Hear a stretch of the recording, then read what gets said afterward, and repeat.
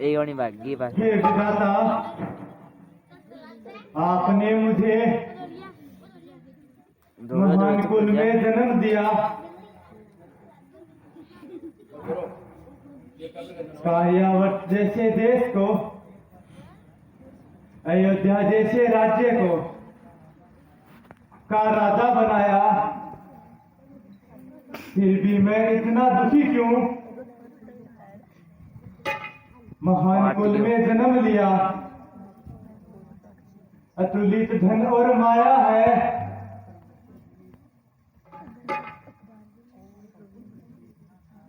कि पुत्र दिए बिना मेरा वंश वृक्ष मुरझाया है। पुत्रहीन रहकर मैं जीना नहीं चाहता हूं। यदि मुझे जीवित रखना है, प्रभु एक पुत्र चाहता हूं। महाराज, वंदना करी नेट। इतने अधीर मत होइए। आप तो नीति के महान ज्ञाता हो। राजा भी जब दुखी हो जाते हैं तो फिर प्रजा का ख्याल कौन रखेगा?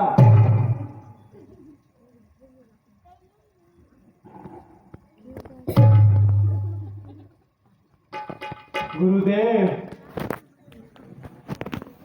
किस पर धैर्य धारण करूं? आधी उम्र पार कर गया, अभी तक एक ही संतान का मुख नहीं देख पाया।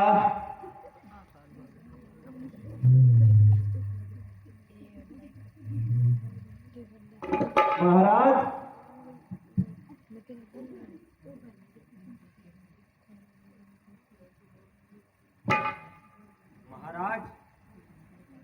इस विषय पर आपका निर्णय उचित लगता है।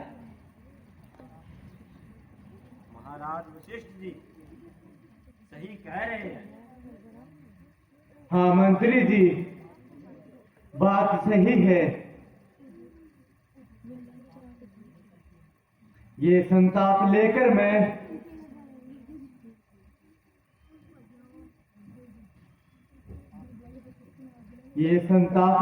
के मैं गुरुजी शरण में आया हूँ। वो दयावान दुख हरता है, मैं दुख लेकर के आया हूँ। हे महाराज, आप अधीर मत होइए। क्या कहूँ गुरुदेव, आप तो सब कुछ ज्ञाता है। बिना पुत्र के मेरा मन सोच सोच पछताता है। 3 रानियां भी मेरे से पुत्र रत्न नहीं पाया है। क्या करूं समझ नहीं आता। दुख ने मुझे दबाया है। बिना पुत्र के रघुवंश का सूर्य अस्त हो जाएगा। भगीरथ अज हरिश्चंद्र का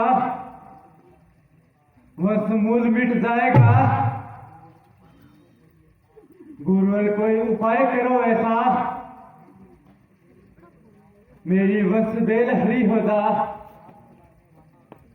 राज चलाने वाला पाकर प्रजा की चिंता खो जा। हे राजन, चिंता मत करो, सुख के बाद सुख आता है। अब दुख के बाद सुख आएगा। मेरी ज्योतिष गणना कहती है पुत्र आपके घर आएगा। आधी उम्र पार कर गया, प्रभु वो दिन कब आएगा? पुत्रहीन होने का दुख कब तक मुझे सताएगा? हे राजन, हर कार्य का समय और स्थान निश्चित होता है। समय से पूर्व और भाग्य से ज्यादा कभी किसी को नहीं पाता है। इसलिए हे राजन, वेद विधि के अनुसार एक उपाय है जिससे आपके भाग्य में आई सभी रुकावटें दूर हो जाएंगी। बतलाइए गुरुदेव, शीघ्र बतलाइए, वो उपाय कौन सा है? हे राजन, पुत्र यष्टि यज्ञ करवाओ, जागृत करो परम तत्व को, सब देवों को आहुति देकर पुष्ट करो पंच तत्व को। हे गुरुदेव, ये पुत्र यष्टि यज्ञ आप ही शीघ्र संपन्न करवा दीजिए। हे राजन, पुत्र यष्टि यज्ञ के परम ज्ञाता महर्षि श्रृंगी है। कल का मुहूर्त यज्ञ के लिए उत्तम है। आप शीघ्र ही उनको बुलवाओ और कल हम सब मिलकर यज्ञ संपन्न करेंगे। जो आज्ञा गुरुदेव। मंत्री सुमंत जी, आप शीघ्र ही श्रृंगी ऋषि के आश्रम जाकर शीघ्र अति शीघ्र उन्हें ले आइए। तो आज्ञा महाराज।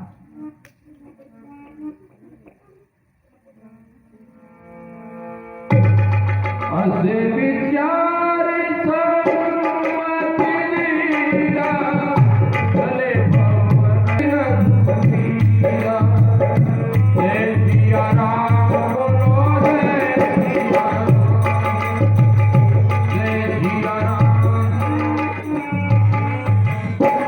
महामुनि श्रृंगी ऋषि अयोध्या में आते हैं।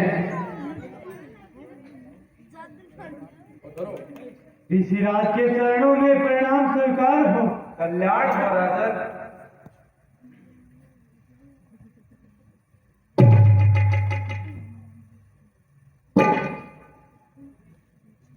ब्रह्म ऋषि जी को मेरा प्रणाम।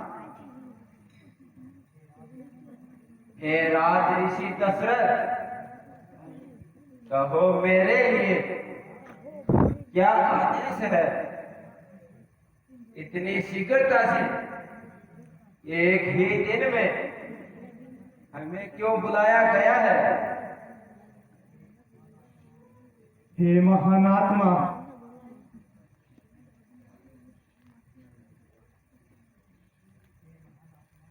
हे महान आत्मा, मैं दशरथ सब तरह से संपन्न होते हुए भी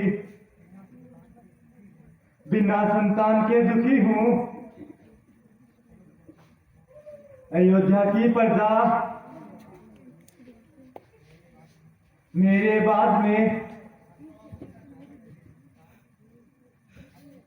राज्य को अंधकार में डूबता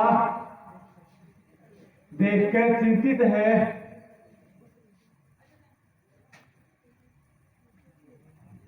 इसलिए हे महात्मन,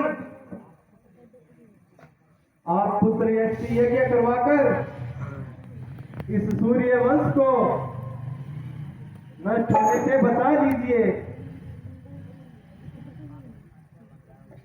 आपकी आज्ञा मुझे स्वीकार है। हे राजन, यज्ञ वेदी और मंडप आज शीघ्र ही तैयार करवाइए, क्योंकि आज अति श्रेष्ठ योग है। दो आज्ञा ऋषिराज। हे सुमंत जी, यज्ञ की पूर्ण तैयारी कीजिए। महाराज।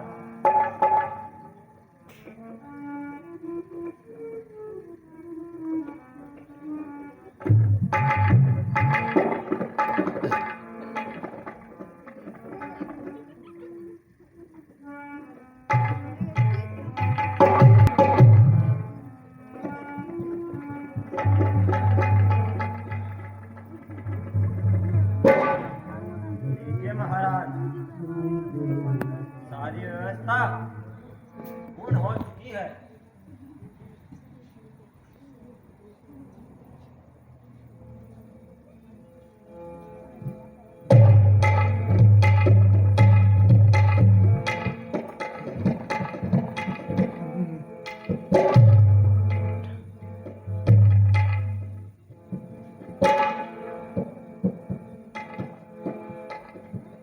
ओम पूर्णं देवस्य धीमहि धियो यो नः प्रचोदयात्।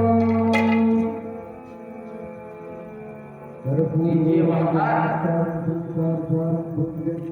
ये जल धारण कीजिए।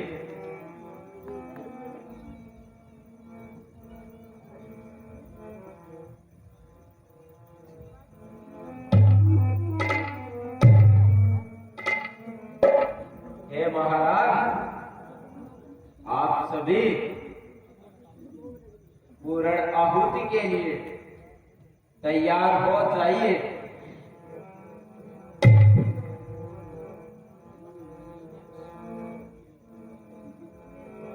ओम वंदे देवमापदेशुर्गुरुं वंदे देवयुमापदेशुर्गुरुं वंदे जगत्कारणं वंदे गुणभूषणं वदं वंदे पुरुषमापदे वंदे सूर्यजातं वैनयनं वंदे मुकुन्दप्रियं वंदे भगवद्नाथवर्धं वंदे शिवं शङ्करं सर्वमङ्गलमाङ्गल्ये शिवे सर्वे साधिके सर्वे गौरीशङ्करे नारायण लीलामुद्यामल कोमलांगं सीता समारोहितवां भाग्यं पाणु महासायिकारुदासं नमामि रामं रघुवंशनाथं।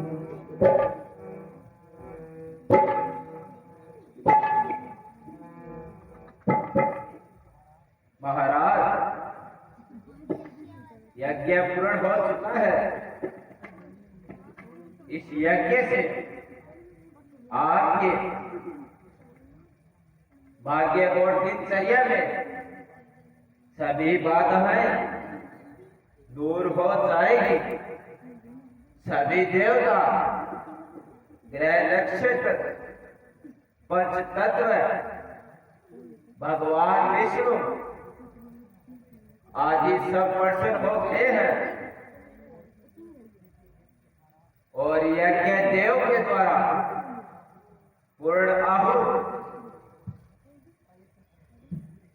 यह जो खीर है, आप तीनों राज्यों को धारण करवा दीजिए। इससे राज्यों के शरीर से तमोगुण का नाश हो जाएगा।